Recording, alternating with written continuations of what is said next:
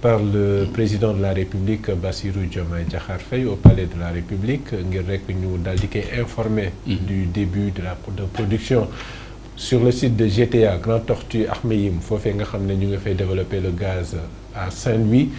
sur la frontière entre le Sénégal et la Mauritanie une bonne nouvelle sans doute qu'on attendait aussi mais rencontre boo xam ne dafay témoigner de la bonne collaboration entre les différentes parties yi nga xam ñoo sekk ce projet-là. waaw c'est normal hein, parce que en 2017 Mark Inglis le président de Cosmos était venu voir le président Macky Sall moom boobu kii moo nekkoon premier ministre ndem si yàlla Boun Abdallah mu defal ñu le plan de production déjà à l'époque en 2017 boobu BP duggagul woon ci joint venture bi defal ñu plan de production ak retombées yi ñu mën a am ci exploitation gazu GTA donc bokkoon na ci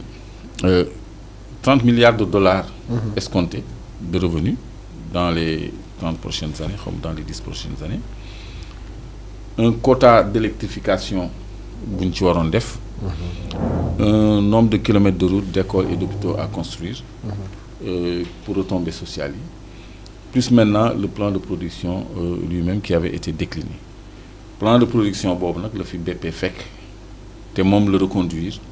mooy 2 500 000 tonnes yi par an ñu mën ko xayma en gaz ci 14 millions et demi de mètres cubes par jour donc loolu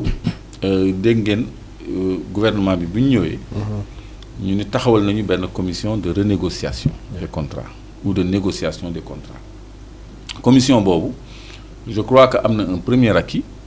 parce que premier ministre ci déclaration de politique générale am newoon na que la mère des batailles moo ñu récupérer suñu gaz bi nekk GTA et que déjà am nañu un correspondant un équivalent de 200 gigawatts pour alimenter Sénélec ses centrales et ses producteurs indépendants c'est IPP kon loolu mu nekk un acquis supplémentaire au titre des dispositions de l'article 54 bi nga xam ne wax dëgg yàlla fii évoqué nañ ko fi ay yoon pour wan nguur gi ni am nañu angle d'attaque contractuel bu ñu mën a exiger une part de production boo xam ne mooy satisfaire les besoins intérieurs parce que loolu la suñu ay textes de référence le code pétrolier et le contrat de recherche de partage de production prévoir kon tey jii loolu foqati nañ ko ci loxo BP BP nag dawaloon nañu ay rumeur ni sax gannaaw bi mu geddee Yaakaar Teranga deuxième phase u GTA sax intéressé tu ko parce que moom dafa yaakaaroon rek ne dañuy jël lépp jébbal ko mais gis na ni am na nguur goo xam ne nguur gu bees la mu ngi préoccupé wu ci souveraineté Sénégal à tout point de vue dans le respect du code minier dans le respect du code pétrolier mais code pétrolier encore une fois clause de stabilité yi ci nekk xam naa ni loolu ngay def allusion c'est amendable c'est révisible amul lenn lu figé parce que dañ ni sauf en cas d'accord entre les parties mënuñu laal dara donc ça veut dire en cas d'accord entre les parties mën nañu laal lépp donc loolu il faut ñu préciser ko il ne pourra être fait application aux contractants d'aucune charge d'aucune disposition ayant pour effet d'aggraver directement ou par voie de conséquence les charges et obligations découlant du code pétrolier et du code général des impôts tels que ces régimes ont été définis par les lois et règlements en vigueur à la date de signature du contrat mais dañ ci teg sauf en cas d'accord entre les parties donc ça veut dire qu'en cas d'accord entre les parties loolu yëpp mën nañ ko tëggaat mën nañ ko xoolaat donc loolu la commission de négociation bi sukkandiku pour ubbi ay brèche de négociation surtout bu ñu xamee ni permis boobu ni ñu ko joxee dafa jalgati suñu code pétrolier en son article 8 ba noppi ñu mënoon ko remettre en cause dénoncer même le contrat mais ki mën a dénoncer bu fekkee ne dafa négocier pour am une quote-part de production plus importante et un DSO plus important Domestic Supply Obligation mooy la satisfaction des besoins intérieurs du pays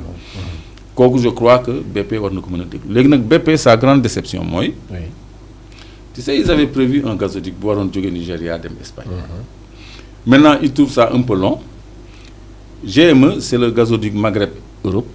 bi nga xam day jógee Algérie Maroc dem Maroc Algérie Espagne. léegi li gën a gàtt parce que ça peut se faire en 2 ans. mooy ñu connecté ñu au GME.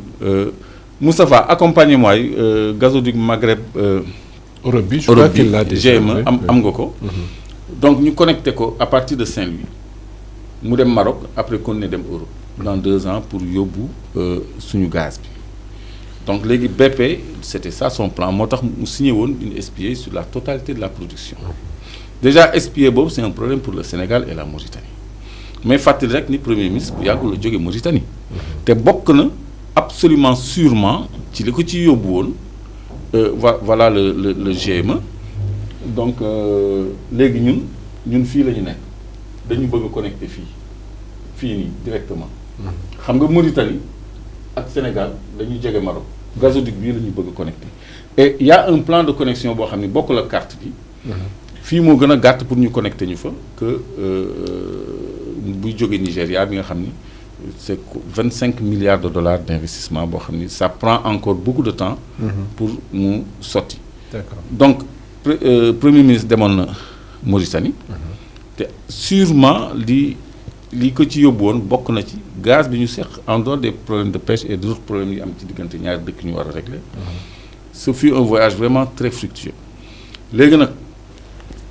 c'est pas une coïncidence qu'à la suite de la visite du premier ministre en Mauritanie que BP ñëw xam nga ñun ñoo demoon négocier ak moom. merci nu mu tuddati Moustapha gis nga diggante bi sorewul c'est comme le détroit de Gibraltar je crois que c'est 15 kilomètres à 15 kilomètres de l'Espagne là on est en Europe donc connexion bi fii la ñu war a rejoindre donc léegi le fait que BP ñëw pour négocier son président son représentant loolu c'est une bonne chose parce que ñoom dawal nañu rumeur ni phase 2 bi intéressé wu leen parce que léegi ñun ñu ngi am prétention ci suñu gaz yaakaar teranga bi nga xam ni ñoom génn nañ ci ba ñun ñu téye liñ ci am ba pare est-ce qu'ils veulent pas revenir sur leur décision parce que fi mu nekk nii le gaz russe échappé na leen le gaz de schiste bi jógee États-Unis c'est de moindre qualité c'est coûteux en transport moo gën a cher Europe fi mu nekk nii dafa nekk sous tension énergétique donc toutes les sources d'énergie bu ñu mën a am ci monde bi y compris le lithium duñ ko fàtte duñ ci lésiner donc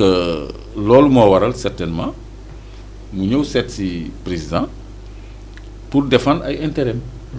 parce que ñun ñu ngi défendre suñu intérêt et loolu c'est bon signe parce que ñoom ñooy opérateur principal bi fi mu nekk nii parce que Cosmos minoritaire la gannaaw Sénégal moo ci gën a tuuti la ak Mauritanie topp ci Cosmos BP moom moo jël contrat d'achat de toute la production kon bu ñëwee seet si président donc mën nañu am yaakaar ni ñun li ñu bëgg ci ñoom danañ ko war a am parce que du lenn lu dul suñu marché domestique ñu approvisionné ko largement à la lumière de l'article 54 qui dispose que loolu la ñu war a jiital doog a exporter. Alors l'autre bon signe yaa ngi ko tout à l'heure mais am na beneen bon signe boo xam ne pardon BP le ministère du pétrole du Sénégal et de la Mauritanie daje nañ en Mauritanie pour pardon je n'ai pas suivi. Oui, pour assurer le suivi de l'exploitation du gaz sur GTA. Là aussi c'est par souci de transparence on peut dire non? Oui, par souci de transparence, parce que dafa mel ni il y a des appréhensions. Parce que moi, j'ai entendu le ministre Birame Souleye dire qu'il faut que les instruments de mesure ñu vérifier ko, que le ministère du Commerce vérifie le paramétrage des instruments de mesure pour ñu xam quantité yi ñuy déclarer ndax correspondre na aux quantités produites.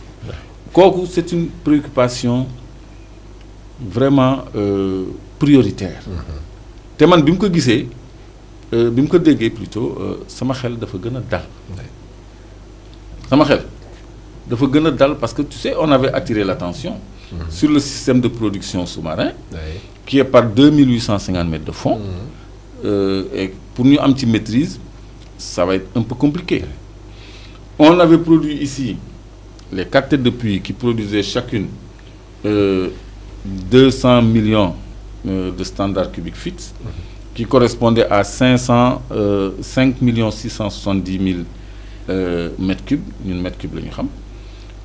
Et 4 puits, c'est une capacité il y a à presque 23 millions de mètres cubes. Là, on propose un plan de production de 14 millions et demi de mètres cubes. Donc, à la suite de cet exposé, si je suis ministre Birame Souleye, nous devons chambar nattukaay yi ba mu leer ni